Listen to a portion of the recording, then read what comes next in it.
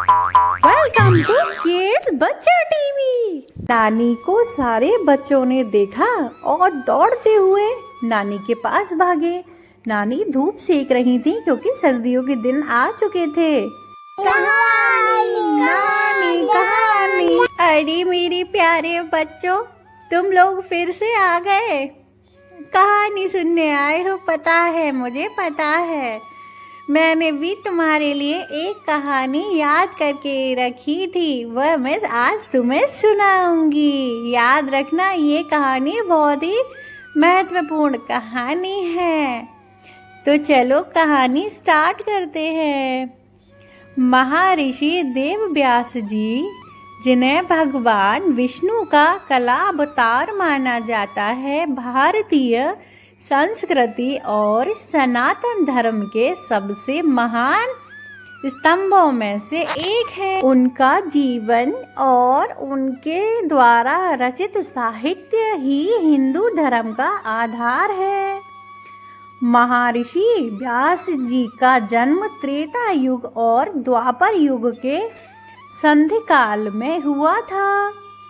उनके पिता ऋषि पराशर और माता सत्यवती थीं। उनका जन्म यमुना नदी के बीच एक द्वीप पर हुआ था। सांवले रंग के होने के कारण उन्हें कृष्ण के नाम से भी जाना जाता है। उनके जन्म के पीछे का उद्देश्य धर्म की रक्षा करना और वेदों का संरक्षण करना। महर्षि व्यास से पहले वेद एक ही विशाल ग्रंथ के रूप में था, जिसे समझना सामान्य मनुष्य के लिए कठिन होता था। उन्होंने अपनी दिव्य दृष्टि से वेदों को 4 भागों में विभाजित कर दिया। ऋग्वेद, यजुर्वेद, सामवेद और अथर्ववेद वेदों का विस्तार करने के कारण ही उनका नाम वेद व्यास पड़ा। महर्षि व्यास केवल वेदों के संपादक ही नहीं, बल्कि विश्व के सबसे बड़े महाकाव्य महाभारत के रचयिता भी हैं। कथा के अनुसार उन्होंने महाभारत की रचना अपने मन में की और उसे लिपिबद्ध करने के लिए भगवान गणेश से सहायता ली। इसके अतिरिक्त उन्होंने 18 पुराणों की रचना की।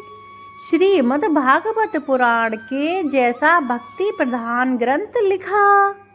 महासूत्र की रचना की, जो वेदांत दर्शन का मुख्य आधार बना। आषाढ़ मास की पूर्णिमा को महर्षि व्यास जी का जन्मदिन मनाया जाता है।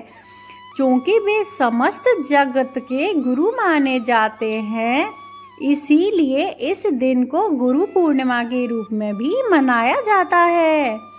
यह पर्व हमें अपने गुरुओं के प्रति कृतज्ञता प्रकट करने और ज्ञान की महत्ता को समझने का संदेश देता है। महर्षि वेद व्यास जी की कथा हमें यह सिखाती है कि ज्ञान ही वह प्रकाश है जो अधर्म और अज्ञान के अंधकार को मिटा सकता है। देव व्यास जी अमर अश्वत्थामा की तरह 7 चिरंजीवियों में से एक माने जाते हैं, जो आज भी अदृश्य रूप में धर्म का सुनिश्चित करते हैं। तो बच्चों, कैसी लगी तुम्हें यह कथा देव व्यास जी की? हमें उनकी तरह ही महान बनना चाहिए, दूसरों को भी अच्छा बनने की प्रेरणा देनी चाहिए। और अगर आपको ये कहानी अच्छी लगी हो तो जल्दी से वीडियो को लाइक कर दो, चैनल सब्सक्राइब कर दो और बेल आइकन ऑल पे जरूर दबाना। अगर कहानी अच्छी लगी है तो कमेंट में जरूर लिखना। बाय बाय मेरे दोस्तों।